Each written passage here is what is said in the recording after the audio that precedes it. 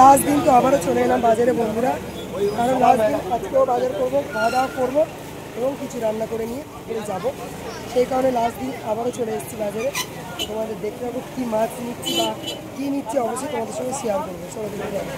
তো দেখো বন্ধুরা, এখানে সব কিছু বাজার পাওয়া যায়। আমি বললাম এই বাজারের ওপরেই কিন্তু আমরা রুম নিয়েছিলাম। তারপর দেখো আমি এসেছিলাম, বড়দি এসেছিলো, আমাদের মানে কর্তামশাই এসেছিলো, আর আমার মেয়েও এসেছিলো। সারা সপ্তাহে আমার বাড়িতে বাজার করুক না করুক, পুরী বা দীঘা বা যে কোনো জায়গায় ঘুরতে গেলে কিন্তু বাজারের ডিপার্টমেন্টটা ও যায়, কারণ এটা ওর দায়িত্বের মধ্যে পড়ে। যেহেতু পুরোটাই ওর ডিপার্টমেন্টে আছে, ওই সব কিছু করে বলে ও আমার সঙ্গ করে নিয়ে বাজারে যায়। তো আমি কিনি, সব কিছু দাম দর করি, কারণ বেটা ছেলেটা দাম দর করে না, তোমরা জানো। আর আমরা 5 জায়গা থেকে যদি 2 টাকা 5 টাকা করে বাঁচাতে পারি, সেটা আমাদের কাছে অনেক, কিন্তু ওরা দাম করে না। তো যাই হোক, আজকের ইলিশ নেব, যেহেতু লাস্ট দিন বাড়ি চলে যাব, তো ইলিশ খাবো। তো এখান থেকে বড় বড় 2টো ইলিশ নিয়েছিলাম। সুন্দর সাইজটা দেখো, বেশ ভালোই সুন্দর সাইজ ছিল। আর এখানকার টাটকা ইলিশ খেতে একদম আলাদা রকম স্বাদ বন্ধুরা, সেই কারণে 2টো ইলিশ এই দিদিভাইয়ের কাছ থেকে নিয়ে নিলাম।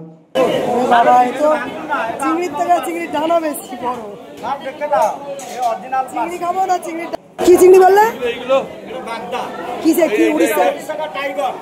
উড়িষ্যার টাইগার, এটা খেয়ে দেখি কেমন উড়িষ্যার।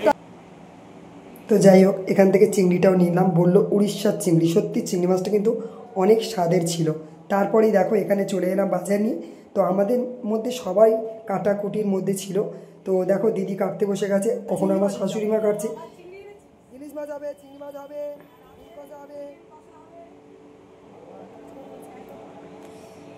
তো খুব সুন্দর বাজারগুলো করে নিয়ে চলে এলাম। তো কখনো শাশুড়ি মা, কখনো খুবই সুন্দর মাছ, সবাই মিলে আজকে মাছটা দিদি বানাবে। দি ভালো করে বানাবি।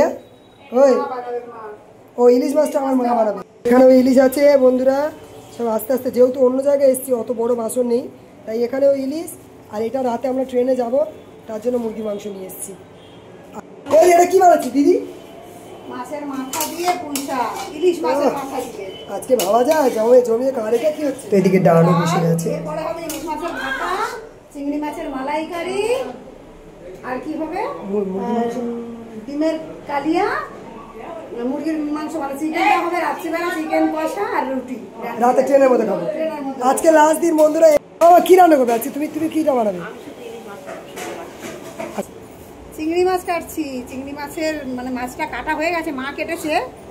এই পিঠে একটা নোংরা থাকে, সেই নোংরাটা বের করছি। এটা না বের করলে শরীর খারাপ হয়, এটা খেতে নেই।